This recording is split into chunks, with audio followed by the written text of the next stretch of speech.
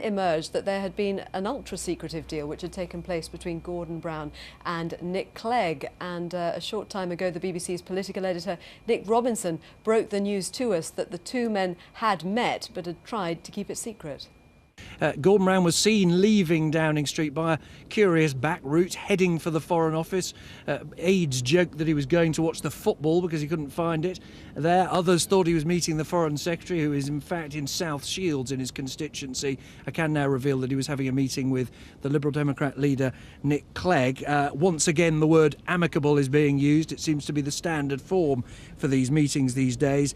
I'm told that this meeting was arranged with David Cameron's knowledge and that Nick Clegg was updating Gordon Brown on the situation.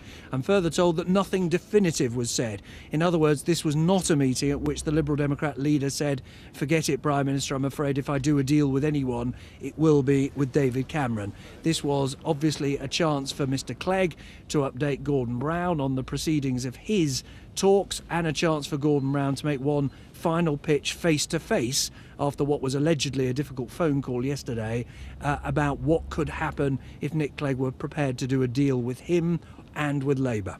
And if Gordon Brown did make that pitch face-to-face, is there any news on how Nick Clegg responded to that? We've got no news at all. I don't think we were supposed to know the meeting had taken place, Joanna, so no news at all about what took place in the meeting beyond the fact that it was not definitive. Now, we know what Gordon Brown's pitch is likely to have been, not just that he wanted the Liberal Democrats to help him in doing what he thinks is necessary to keep the economy afloat at a difficult time, but that offer of instant legislation on voting reform. A lot of the conversation may well have been about whether it was a credible coalition, a Liberal Democrat Labour coalition, given that they simply do not have the numbers on their own to get a majority in the House of Commons.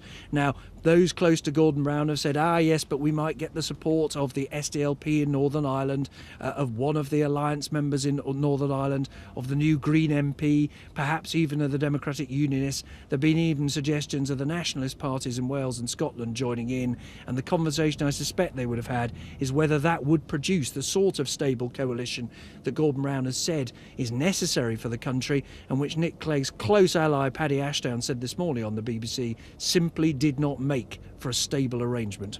It's very interesting, Nick, because depending on who you talk to, there are two conflicting narratives emerging. One has it that Gordon Brown has effectively accepted defeat and it's just staying in that position as Prime Minister because he has to until there is until a government emerges. The other narrative, of course, is that he is quite keen and seems to believe that there is a real prospect of Labour continuing in some form or another. You know, I don't think there's as big a gap between those two positions as there seems to be, for this reason. It is his constitutional duty to stay as Prime Minister until there clearly is someone else who can become Prime Minister. He will have been told that very firmly indeed by the Cabinet Secretary, not least at a time when there is such economic turmoil going on in Europe. He has to stay there. He has to do that job if he's to perform his duty. Simultaneously, he may well know that the chances of him surviving are very slight indeed, but still hope they're possible, still believe they ought to be possible, still be willing to fight with every cell in his body to make it possible by extending a hand to the Liberal Democrats and outlining to them the sort of deal that we've heard about.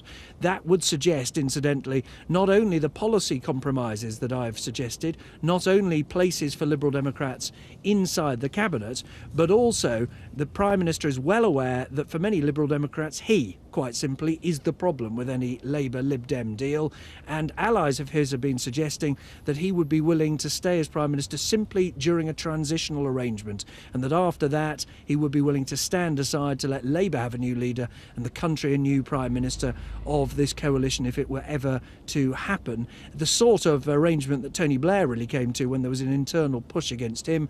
In other words, telling the country and telling the party, I am here for a fixed period of time and then I will be gone. Now, whether they went into that sort of detail the two men today, I doubt. That is the sort of thing that would probably be dealt with by negotiators if it ever happened. But my sense is that those around Gordon Brown feel that they are very likely to be moving out of number 10 quite soon, but they'll keep that hope alive as long as they can. Nick Robinson talking to me earlier on the situation for Gordon.